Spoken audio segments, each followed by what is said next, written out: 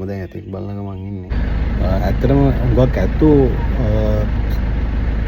යාලට සංක්‍රමණය වෙන්නේ සමහර වෙලාවට ඒගොල්ලෝගේ මේටින් සීසන් එකට වගේ තමයි.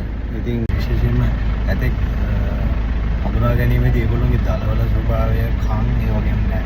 ඒගොල්ලෝගේ ටේල් එක, ඒ වගේම සාමාන්‍ය බොඩි ලැන්ග්වේජ් එක ගන්නවා විශේෂයෙන් මේගොල්ලෝ හඳුනා ගන්න පුළුවන්. විශේෂයෙන් මේගොල්ලෝගේ දලවල පිහිටීම අනුව දැන් මම ඕගොල්ලන්ට දැන් මේ රූපරාමයේ මේ ෆොටෝ එකේ දකින්න හම්බුනේ ඒ වගේ තුන්ගේ විශේෂ වෙනස්කම් දලවල.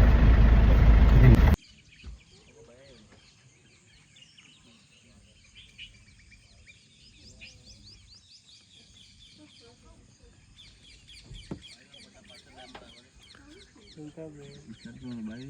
බය මුකුත් ස්ටාර්ට් ගන්න එපා දැන් බය වෙනවා මචං. එහෙම පිටිපස්සට යනවා යා.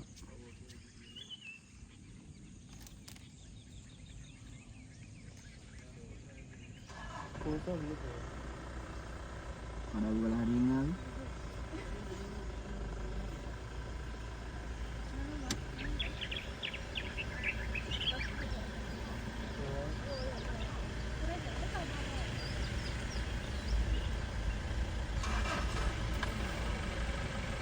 උදේ පාන්දර යන මඩ පොඩ්ඩක් නාලා.